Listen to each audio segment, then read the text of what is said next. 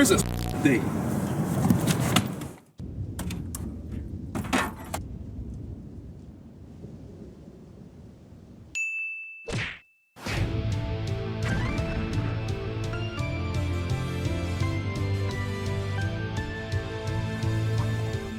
Get ready to feel somewhat depressed in Somerville, the game where you run around a world being invaded by aliens and mostly examine each and every pixel in every room until you find the sweet release of the interact button with the goal of advancing the plot. Here's the story, but randomly poetic. You awake with a fright in the middle of the night to find an electric lady. Upon checking if she was alright, she gives you an electric bite, and now you have to fight to regain your life. Your wife finds you and sees your plight, but you're not breathing, so she says, I'm leaving. You then awaken and realize you weren't mistaken, you have been forsaken. Except for your dog, so instead of being a bump on a log, you get up and your dog tags along. Your family you must find, and you, the player, must oblige. Somerville is a single-player adventure game, puzzle adventure game. Don't look at me like that, that's literally what Google wrote. Anyway, you can play Somerville with a controller or mouse and keyboard. However, I should note that the mouse isn't used during gameplay, just in the menus. Here's the platforms you can play on, and lastly, here's the menu settings. There aren't very many of them. Graphically, we'll just say it looks great for its art style and has cool looking cinematics. It doesn't look bad, it's simplistic but fine if that makes sense. Anyway, here's some of the environments. You got a spooky dooky forest, the obligatory highway with abandoned cars after an apocalyptic event, the part where you swim, and the hallway of geometry. Here's them system requirements. Shit looks cool and it's just simple, d'ya feel?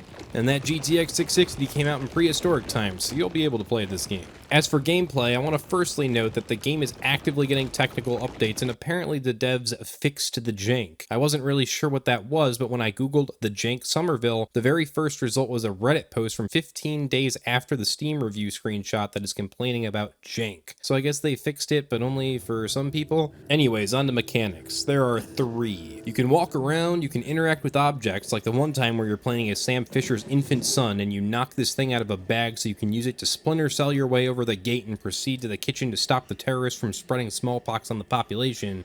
Nah, JK. Anyways, you can do a special interaction with certain objects via your powers that the electric lady gave you when she brutally electrocuted you. I'm trying to keep this vague, so I'll say you have powers, and one of them turns weird alien cubes that block your path into liquid and melts them away into oblivion. As for what there is to do, not much. You just do the story and solve puzzles. There's not really any challenges or crafting, side missions, etc. It's just go here, figure out what to do, go there, figure out what to do, sometimes watch a cool looking cutscene. There's no difficulty adjuster because there's not really any difficulty to the game. The only part of it that could be categorized as difficult is trying to find the thing you need to interact with. There's even usually orange paint signifying where you need to go, so the game holds your hand a little bit. It's also a very short game, it only took me 3 hours to beat. For enemy variety, you have not much. There's these robot dog things that scan the area with a red light, and if it sees you, you will sit there powerlessly as it runs at you and knocks you over, which kills you in an extremely anticlimactic way. Or they might peel your cat back with a laser. Either way, you're very dead. There's also rocks that can fall on your head and give you chronic death syndrome. But yeah, there's just not a lot of ways to die in the game, and a lot of the time you won't even know if the thing you're looking at is an enemy or an ally. Like this big back motherfucker over here, like whose man is this? Where did he come from? Where did he go? Where did he come from, Cotton Eye Joe?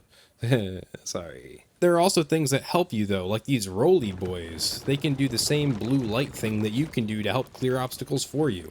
The most frustrating part about the game is the fact that sometimes you don't even know what you're supposed to do, so you wind up walking around for 10 minutes examining each and every pixel. Also, the puzzles are very one-dimensional. It's all do this thing in this order, in this way, so there's not a whole lot of room for creativity, which makes the actual gameplay kind of bland, but that's fine. The game is just more of a vehicle for the story. Also, I'm probably kind of an idiot for this, but when you first start playing as the baby, he gets off the couch and is now under your control, but I didn't realize this and sat there waiting for a cutscene to happen for like 30 seconds. Normally we talk about loot or shit you pick up off the ground, but there's not really loot per se. Sometimes you might need to pick up a road flare, for example, though, to solve a certain puzzle.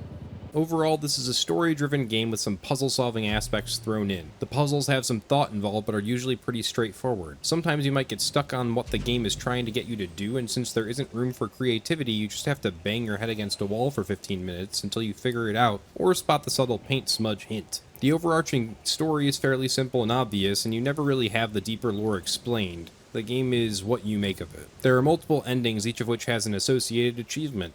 I'll just say good luck with the understanding ending. On our patented 0 to 1 scale, we give this game a 0.5 out of 1. To me, the most important aspect to a game is fun. Personally, I define fun as overcoming challenges, being able to express mechanical skill, and getting out of tricky situations by the skin of your teeth to get that adrenaline pumping. This game can't really be described as adrenaline pumping for the most part. You don't need mechanical skill or even much intelligence to solve the puzzles. The game is a vehicle for a story, and you're basically along for the ride. But hey, if you're into story-driven games with less focus on beating the asses off of everything around you, you'd probably enjoy this game and rate it higher yourself. So that's Somerville. If you enjoyed our no bullshit review and want to see more, beat that like button into submission, help that step subscribe button out of the dryer by giving it a vicious pounding, and comment on how much you cringed at what I just said. Thank you, good night, and go make a dentist appointment. It's been years, bro.